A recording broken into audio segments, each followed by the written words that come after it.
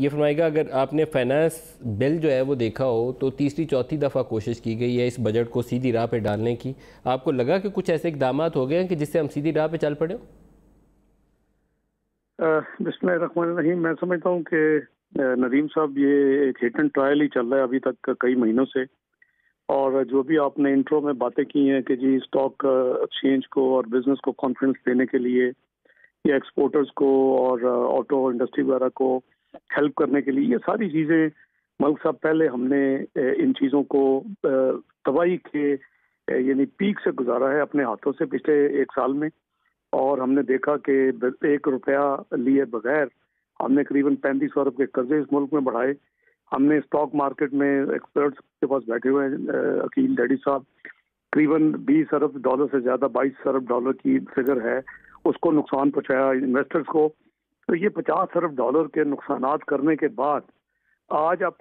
صرف اس کا طریقہ بدل رہے ہیں۔ طریقہ کیا ہے؟ آپ ان کی انپٹ کاسٹ کو کم کر رہے ہیں۔ مسلم لیگ نون نے کیا کیا تھا 1 جنوری 2017 کو، آپ ذرا اپنی لائبریری سے وہ فوٹیج نکالیں، تمام پاکستان کی ایکسپورٹر ایسوسی ایشن تھی، میاں نواز شریف چیئر کر رہے تھے،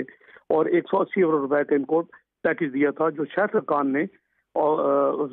انہوں نے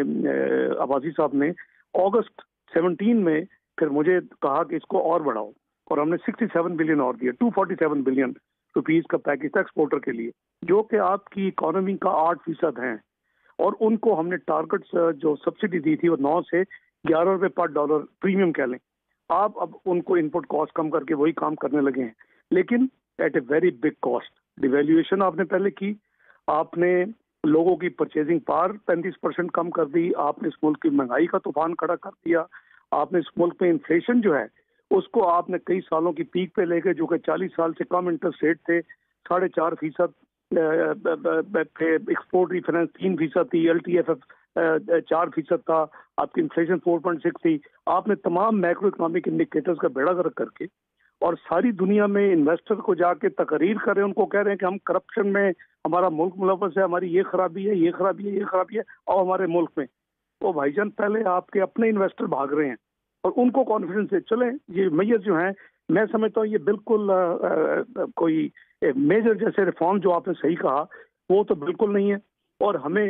اپنی مانیٹری اینڈ فسکل پالیسی کو اس طرح کریکٹ کرنا ہوگا اس میں ریفارمز کے ذریعے اس کو واپس، تاکہ ملک جو ہے میکرو اکنامک اسٹیبلٹی کی طرف واپس جائے۔ اچھا، میں ڈاکٹر صاحب ساری دنیا، اگر میں آپ سے پوچھ سکوں کہ ہمارا روپیہ جو تھا وہ 100 سے 140 پہ چلا گیا ڈالر کے مقابلے میں، جو ہماری پیرٹی تھی روپی ڈالر کی، برآمدات نہیں بڑھی، تو کیا فیلئر کیا ہے جس کی وجہ سے برآمدات نہیں بڑھی؟ میری گزارش ہے ملک صاحب کہ یہ اللہ تعالیٰ نے مجھے ونڈیکیٹ کیا۔ میں تو آپ کو پتا ہے کہ آپ میرے ساتھ اس وقت بھی انٹریکٹ کرتے تھے، 98 کی جو پاکستان کا ایٹمی دھماکے کے بعد جو پابندیاں لگی تھی، تو میں اس وقت بھی ڈیویلیویشن کے خلاف تھا، کیونکہ اٹ ڈزنٹ ہیلپ۔ آپ کے ایکسپورٹر کو آپ ٹارگٹ ہیلپ کریں نا، جو آج آپ دے رہے ہیں انپٹ میں دے رہے ہیں ہم نے، اور ان کی سیل پرائس پہ دے دی کہ جو آپ بیچو گے ہم اس کا آپ کو 9 سے 11 روپے جو پروڈکٹ ٹو پروڈکٹ تھا، تو ورچولی ایوریج 10 روپے پر ڈالر آپ کو ایکسٹرا دیں گے۔ لیکن ڈاکٹر صاحب یہاں پر تھوڑا سا ریالٹی ہمیں سامنے رکھنی چاہیے، 5 سالوں میں ہماری برآمدات بڑھی نہیں، ہم 25 ارب ڈالر سے 22 ارب ڈالر پہ آگے تھے، بنگلہ دیش 50 ارب ڈالر پہ چلا گیا۔ میں آپ سے ایگری کر رہا ہوں، پھر اس کے لیے ڈیویلیویشن سولوشن نہیں ہے، ڈیویلیویشن سے آپ نے پوری سولوشن ہے کیا؟ اکنامی انڈیکیٹر سے بٹا دی ہیں آپ نے تو اب دونوں چیزیں دیکھ لی نا، آپ شاید بہتر پوزیشن میں ہو کہ ہمیں بتا سکیں کہ حل ہے کیا؟ نہیں، میں تو پہلے بھی ڈیویلیویشن کا دشمن تھا، میں کل بھی تھا، 98 میں بھی تھا، 2013 میں بھی تھا، آج بھی ہوں۔ میں ابھی بھی کہہ رہا ہوں کہ اپنے روپے کی قدر کو ٹھیک کریں۔ انہوں نے جو مہنگائی کا طوفان اور ملک میں 35 روپے لیے بغیر 35 ارب کا قرضہ بڑھا دیا ہے، اور ملک میں ہر چیز کی قیمت جو ہے وہ آسمانوں کو چھو رہی ہے،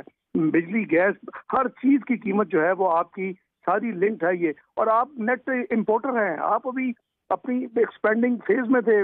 گروتھ کی، GDP آپ کی 6% کے قریب پہنچی تھی،